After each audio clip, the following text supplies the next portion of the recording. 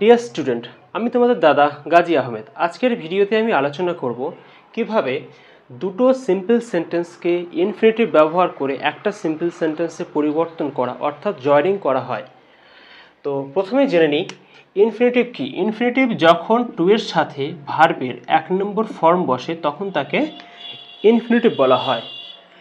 Infinitive ব্যবহার করা হয় মূলত বাক্যে পারপাস উদ্দেশ্য, কজ কারণ, রেজাল্ট ফলাফল, কন্ডিশন বা শর্ত বোঝাতে।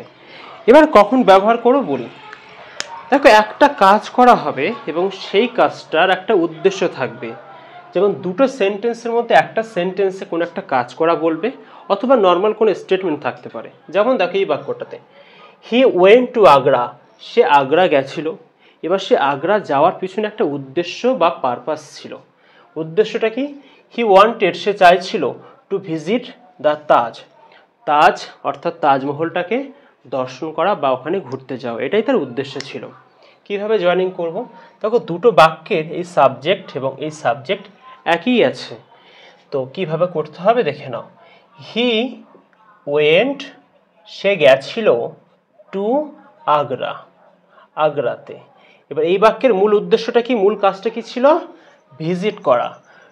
টু ভিজিট, টু এর সাথে ভার্বের 1 নম্বর ফর্ম বসিয়ে দিতে হবে। বেশিরভাগ ক্ষেত্রে টু দিয়ে থাকবে লেখা, কয়েকটা ক্ষেত্রে থাকবে না, সেটা আমরা দেখে নিচ্ছি কিভাবে করব।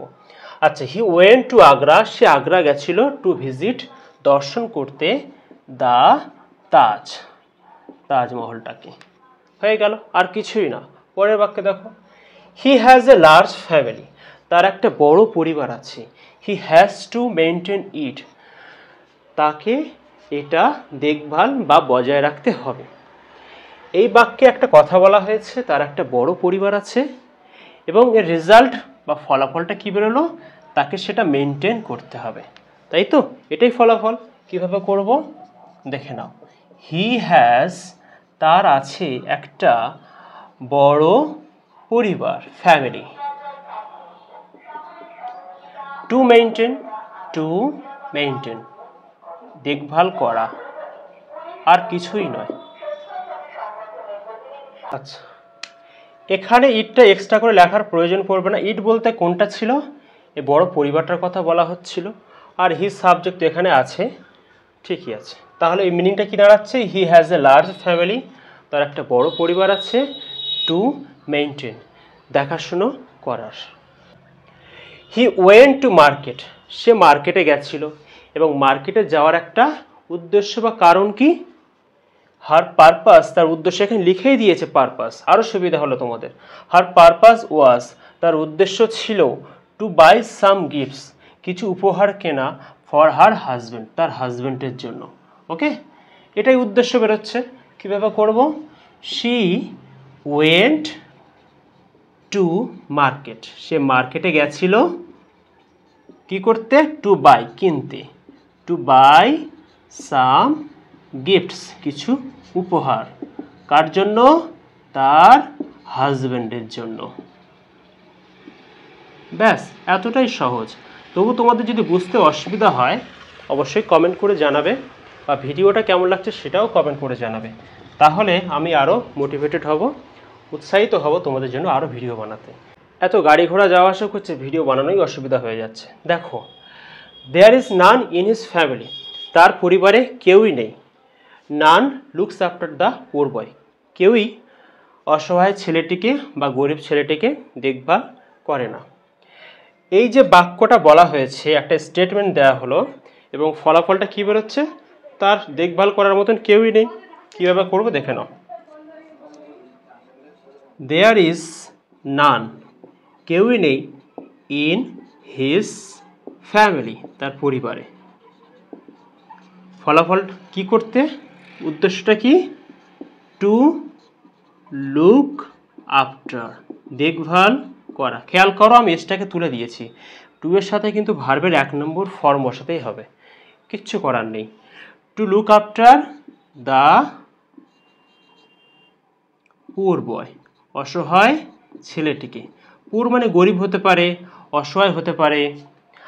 হি was very lazy, he could not learn anything, সে ছিল খুব অলস, সে কোনো কিছু শিখতে পারবে।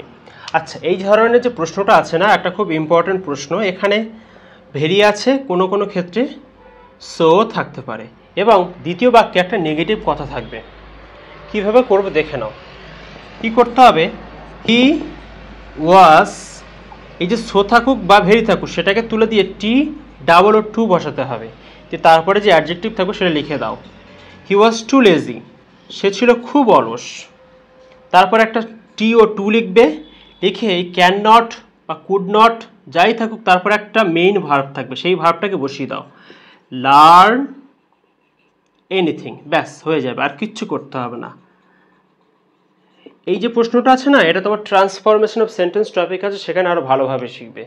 তো কি করতে হবে, এখানে সো থাকুক বা ভেরি থাকুক সেটাকে তুলে দিয়ে টি ডাবল টু বসাবে, এবং এই যে কুড নট আছে, কিছু কিছু ক্ষেত্রে ক্যান নট থাকবে, আবার কিছু কিছু ক্ষেত্রে হার্ডলি থাকবে, সেটা তুলে দিয়ে তারপরে যে মূল ভার্ব থাকবে সেটাকেই এখানে লিখে দিতে হবে, ব্যাস। বাকি অংশটুকু লিখে দাও মিনিং অনুযায়ী। হি ইজ স্টাডিং অ্যাটেন্টিভলি, সে মনোযোগ সহকারে পড়ছে। হিজ অবজেক্ট ইজ, তার লক্ষ্য বা উদ্দেশ্য হলো টু পাস দ্য এক্সাম, এক্সামে পাস করা। তা সে মনোযোগ সহকারে পড়াশুনো করছে, এই পড়াশোনাটার উদ্দেশ্য আছে, উদ্দেশ্যটা কি, টু পাস দ্য এক্সাম। খুবই সহজ, কি করতে হবে, হি ইজ স্টাডিং, সে পড়ছে, অ্যাটেন্টিভলি মনোযোগ সহকারে, উদ্দেশ্যটা কি, to pass the exam, to pass the exam. The news is very good, এই প্রশ্নটা একটু আগে আমরা আলোচনা করেছি। The news is very good, নিউজটা ছিল খুবই ভালো। It can hardly be true, hardly মানে রেয়ারলি, খুব কম, মানে হতেই পারে না এমন একটা ব্যাপার। হার্ডলি একটা নেগেটিভ ওয়ার্ড। দেখবে কিছু কিছু ক্ষেত্রে আমরা কোনো মালপত্র কিনতে গেলে আমরা বলে থাকি, দোকানদার ধরো একটা জিনিসের দাম 100 টাকা বললো, তুমি বললে আরে দাদা কী বলছেন, হার্ডলি বড় যে 10 টাকা দাম হবে, এরকম একটা ব্যাপার, মানে হতেই পারে না 100 টাকা। The news is very good, নিউজটা ছিল এতটাই ভালো। It can hardly be true, এটি সত্যি হতে পারে না বা খুব কম চান্স আছে সত্য। কিভাবে করতে হবে, দ্য নিউজ ইজ, আমি তোমাদের একটু আগে বলেছি এই যে ভেরি শব্দটা আছে এটাকে তুলে দিয়ে টি ডাবল টু বসাতে হবে। The news is too good, তারপরে একটা টু আনো, এনে এই যে শব্দটা এর পরে দেখো একটা মূল ভার্ব আছে, টু বি ট্রু, সত্য হতে পারে। ওকে, আজকের ক্লাসটা এই পর্যন্তই, দেখা হবে পরের ভিডিওতে। ক্লাসটা কেমন লাগলো অবশ্যই সেটা কমেন্টের মাধ্যমে জানাও, কারণ তোমাদের দেওয়া কমেন্ট আমাকে উৎসাহিত করে, আগেও বলেছি।